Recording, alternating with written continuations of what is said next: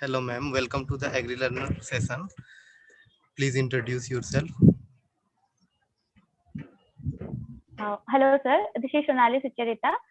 Now, currently working as a assistant fishery officer in my own state. Uh, I was a part of Agri Learner team, and now also being a mentor on Agri Learner team. I'm teaching different subjects on Agri Learner platform. So this is all. Cracked also IBPS SO examination 2020-21. Ma'am, how to prepare for you have cracked IBPS AFO examination. So I will ask some basic questions about preparation strategy of IBPS AFO.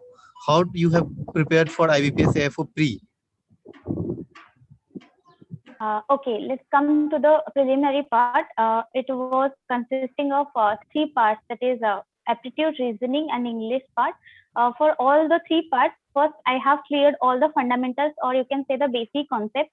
As मेरे पास कोई भी ऐसे basic coaching organise तरीके से नहीं था, so mainly prepared from free videos on YouTube. And with that, I have cleared the pre. After that, for pre-examination, mostly I have practiced so many mocks every day, like almost 2 mocks every day. That was my strategy at the time. Even if you can't attend the mocks, you can attend the quiz sessions. Those are very helpful for students, especially who are preparing as a beginner or freshers. So that was my strategy for preliminary examination. How you have prepared for mains examination, ma'am? Okay. As I am from fisheries background, means it is a non-agricultural background. It was very first seemed very difficult to me, but after that, when I went through all the basic books, cleared my concepts, and मैं accustomed हो गई सारे agriculture, horticulture के terms के साथ, and animal husbandry part वैसे भी थोड़ा strong था, being from a animal science student. तो उसी तरह से हमने पढ़ा वो सारे बेसिक कॉन्सेप्ट, और उसके बाद कुछ ऐसे फ्री वीडियोस, और उसके बाद एग्री गुरु के जो मॉड्यूल्स थे हमने उसे परचेज किया था. So as a paid student, I have gone through all those modules, revised them, and then attempted the examination. Scored 54.5 in my this year examination of IBPS SO mains, and it was a satisfaction that being from a non-agriculture, or you can say the allied sector, I have cleared that mains examination through. Those students who are preparing for from Agri Guru, any suggestion for them? Yes, Agri Guru के जो modules है, those are very precisely written, and those are prepared by scholars who have already cleared this examination itself. So these modules gives us very lucid information. What are there, what can be there, and what will come in the examination. तो जो कुछ भी उस modules में है, आपको मैं ऐसा सजेस्ट करना चाहूंगी कि उस मॉड्यूल्स को रिवाइज करना चाहिए. मॉड्यूल्स को go through those modules first, then Agri Learner की तरफ से जो वीकली मॉक टेस्ट होते हैं उसको भी मतलब किया कीजिए. तो उसमें बहुत सारे कॉन्सेप्ट वैसे भी क्लियर आउट हो जाते हैं, and there is a team who are there to clear the doubts through. When I was a student, I felt that they are very supportive team. तो एग्री गुरु के मॉड्यूल्स अच्छे हैं. अगर 1-2 बार रिवाइज अच्छे से किया जाए तो you can easily score 40 to 45 minimum. और मैम जो स्टूडेंट्स इस बार क्लियर नहीं कर पाए उनके लिए एक छोटा सा इंसिडेंट शेयर करना चाहूंगी. दिस ईयर 2021 के लिए वो 22 जनवरी को मेरा स्टेट लेवल का असिस्टेंट फिशरी ऑफिसर का इंटरव्यू था, एंड 24 जनवरी को मेंस एग्जामिनेशन था. I was very serious about both of those. one here is my own departmental interview, and another one is IBPS SOA for mains. तो मुझे कोई भी एक को मिस नहीं करना था, स्पेशली क्योंकि मैं दोनों के लिए बहुत अच्छे से प्रिपेयर थी, स्पेशली IBPS SOA को. But eventually I managed both of them. तो अगर कभी भी ना हो, जैसे कि मैं पिछले साल out of the merit list हो गई थी ओनली 0.05 मार्क्स से, and that matters a lot. पूरा साल आपके खत्म हो जाता है, लेकिन ये वाला सोच नहीं रखना चाहिए. just stay focused, अपने आप को एनालिसिस करो, introspect yourself that where you lacked, where is that loophole where you missed the chance exactly, and don't get disheartened at all. The IBPS conducts examinations every year, So being prepared, we prepare very well. We prepare from the concept, the current affairs. Put a strategy for yourself, and then you can revise. You can have the all syllabus covered once. Then you will be confident to attend that examination.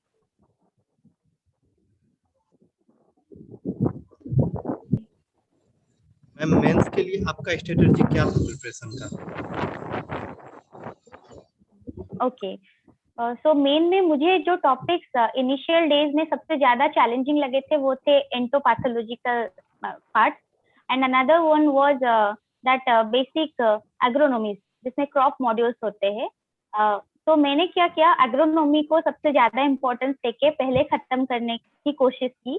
उसके बाद entomology and pathology को भी उसी हिसाब से उतनी ही weightage दे के उसको भी खत्म किया. सारे कॉन्सेप्ट, सारे टर्म्स, उसमें क्या होता है ना, बहुत सारे बेसिक टर्म्स होते हैं जिनको लेके आईबीपीएस ऐसे ज्यादातर क्वेश्चन पूछ लेता है.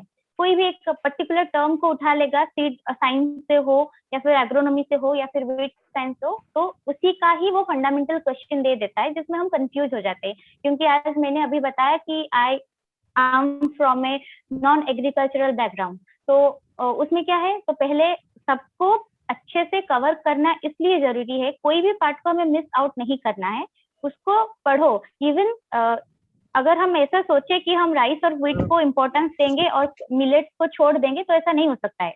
You have to read everything. You have to read at least once everything. पहले आप सारे के सारे टॉपिक्स और सारे के सारे पॉइंट्स को एक दो बार टच किया करो. कॉन्सेप्ट जो होते हैं ना, वो पहली बार में शायद ही समझ में नहीं आएंगे, लेकिन एक दो बार पढ़ने के बाद समझ में आएंगे. जो लोग एग्रीकल्चर स्टूडेंट्स हैं उन लोगों के लिए कुछ पार्ट कुछ हद तक बहुत इजी हो जाते हैं, लेकिन मैं ये जो बात कर रही हूँ नॉन एग्रीकल्चर में, एग्रीकल्चर इंजीनियरिंग से भी होते हैं, फॉरेस्ट्री से भी होते हैं, इससे भी होते हैं. कुछ बच्चे फूड क्लासेस भी लिए है अभी कुछ फॉर्म पे, तो उसमें मैंने देखा है बहुत सारे बच्चे क्वेश्चन पूछते हैं कि ये टॉपिक कैसे कवर करें, वो टॉपिक को कवर करने का सिर्फ एक ही मतलब काम है, आपको फोकस रहना पड़ेगा, परसिवरेंटली उस पर फोकस करके हार्डवर्क करना पड़ेगा. और हाँ, सबसे इम्पोर्टेंट बात होता है मॉक टेस्ट. वो प्रीलिम्स हो या फिर मेंस हो, mock test are very much important.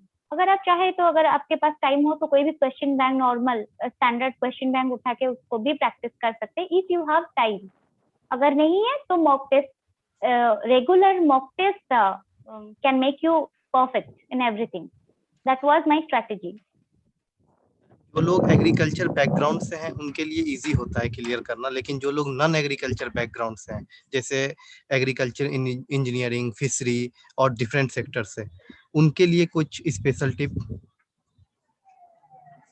अगर आप प्रिपरेशन करना चाहते हैं तो फिर साल के शुरुआत से प्रिपेयर कीजिए, क्योंकि ये एग्जामिनेशन का अभी जो कैलेंडर आता है जनरल कैलेंडर के हिसाब से, दिसंबर में होता है इसका प्रीलिम, जनवरी लास्ट वीक तक इसका मेंस हो जाता है, और इंटरव्यू की टाइमिंग वो फरवरी के लास्ट वीक तक आता है. तो दिसंबर के लिए प्रिपेयर रहना और जनवरी के लिए प्रिपेयर रहने के लिए आपको लगभग मार्च के महीने से एग्जामिनेशन की प्रिपरेशन शुरू करनी चाहिए. और सबसे बड़ी बात यह है कि प्रीलिम्स के बाद मेन तक का जो टाइम ड्यूरेशन होता है वो हार्डली 20 डेज देता है आईबीपीएस. तो उसमें अगर हम ऐसा सोचे कि प्रीलिम्स हो जाए, रिजल्ट आ जाए, उसके बाद हम मेंस की प्रिपरेशन करेंगे, no, always be mains ready. तो सबसे पहले वो कॉन्सेप्ट फंडामेंटल जैसे मैं पहले से ही बोलती आ रही हूँ, उसको क्लियर करने की कोशिश करना पड़ेगा. क्योंकि जो लोग नॉन एग्रीकल्चरल बैकग्राउंड से होते हैं उन लोगों, वो लोग उस टर्म्स के बारे में कुछ जानते तक नहीं. मैं भी पहले नहीं जानती थी, लेकिन एक दो बार देखने से हम प्रोफेशनल जो डिग्री होल्डर्स होते हैं उन लोगों के पास एक कैपेबिलिटी ऑटोमेटिकली आ जाती है कि वो कुछ भी चीजें दे दो वो ग्रास्प कर लेते हैं. थोड़ा टाइम लगता है, किसको ज्यादा किसी को कम, लेकिन हो जाता है सबको. तो उसको कभी आपको रट्टा मारना पड़ेगा, कभी आपको समझना पड़ेगा, लेकिन कैसे भी करके कंप्लीट करना पड़ेगा. और उसके बाद मॉक्स दीजिए. Mocks will tell you where you lack, एंड फिर उसके ऊपर काम करना पड़ेगा. अगर ये चीजें आप 6 to 7 मंथ कंटिन्यूसली करते रहे तो कोई भी एग्जाम शायद डिफिकल्ट नहीं है, कोई भी एग्जाम नहीं है. सिलेबस भाग है, मैं मानती हूँ, सारे के सारे की जो बहुत सारे एग्रीकल्चर देता है उसमें हॉर्टिकल्चर देता है, इंजीनियरिंग पार्ट भी देता है, सबका वेटेज रहता है, थोड़ा एग्रीकल्चर का ज्यादा रहता है. तो इसलिए उस टर्म जो सब्जेक्ट दिया है उसमें उसके साथ थोड़ा अक्वेंटेड हो जाइए, sir. It will be very easier for any of us can crack this examination. आपने एक ही ईयर में 2 एग्जाम क्रैक किए, उसके बाद आपको डिसीजन करना था कि किस में मुझे जाना है। ये कितना टफ रहा आपके लिए? एक्चुअली IBPS SO के लिए, जो क्योंकि मैं बहुत पहले से प्रिपेयर कर रही थी, तो सडनली मुझे अपना जो स्टेट लेवल का एग्जाम में जाना, थोड़ा पहले डिसीजन लेना थोड़ा डिफिकल्ट हो गया, लेकिन फिर अपनी पर्सनल प्रेफरेंस देख के मैंने ये वाला जो पोस्ट था मेरा, eventually I have chosen to be here, otherwise मैं डेफिनेटली आज बैंक में होती। और दूसरी बात ये थी कि पहले वो मेरा स्टेट लेवल एग्जाम का रिजल्ट पहले आ गया था और ये 1 अप्रैल को आया। Almost I have joined my own department before the IBPS SO result. Ma'am अभी आप एग्री लर्नर ऐप टीम के साथ as a team member work कर रही हैं, तो अभी आपका क्या प्लान है मैम? किस तरह से इस चीज को स्टूडेंट्स के लिए किस तरह से इसको हेल्पफुल बनाना है?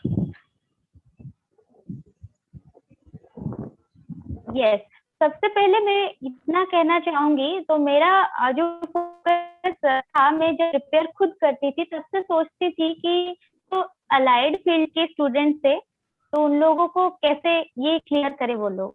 तो उनके लिए मैं सोच रही थी कि कॉन्सेप्ट क्लासेस लिया जाए, क्विजेस किया जाए, सो दैट वो अक्वेंटेड हो जाए। अगर मॉडल क्वेश्चंस को देख के हम एक बार अक्वेंटेड हो जाए कि हाँ इस टाइप का क्वेश्चन आता है, इस पोर्शन का इतना वेटेज होता है, यही सब तो जानना होता है एक एग्जाम को क्लियर करने के लिए। तो जितना कॉन्सेप्ट मैंने ग्रास्प किया है अपने लेवल में, उसी को मैं चाहती हूँ कि वो रिले हो, मतलब वो डिस्ट्रीब्यूट हो।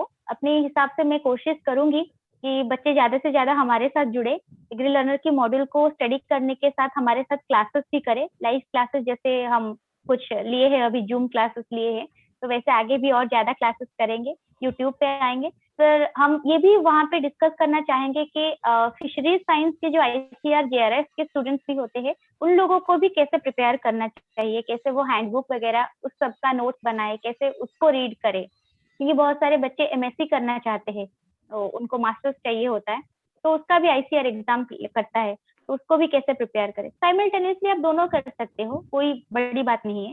तो हमेशा डिफिकल्टीज को एक्सेप्ट करना चाहिए, और वही सब काम हम करेंगे जो हमने सीखा है अपने प्रिपरेशन के दौरान। मैम आप फिशरी सेक्टर से हैं, तो फिशरी के स्टूडेंट जो IBPS AFO का प्रिपरेशन करना चाहते हैं, उनके लिए आप क्या कहोगे?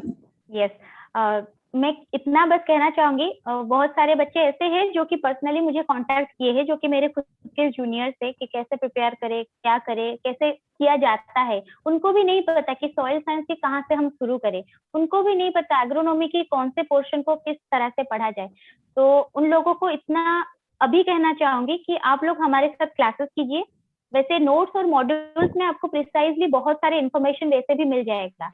2-3 बुक्स को ऐसे मिलाएंगे, फिर अपना एक सेल्फ नोट प्रिपेयर करेंगे, उसमें बहुत टाइम लग जाएगा। इसलिए ये जो परचेज नोट्स होंगे, परचेज मॉड्यूल्स होंगे आपके पास, उसको देखते ही अगर क्लासेस को एक साथ देखा जाए और कुछ कुछ कॉन्सेप्ट को ऐसे क्लियर आउट किया जाए जैसे कि उसमें से जो भी क्वेश्चन पूछे आप बता सकते हो, तो you can easily crack this examination आज I have crack. Ma'am thank you अपना टाइम देने के लिए। Thank you sir.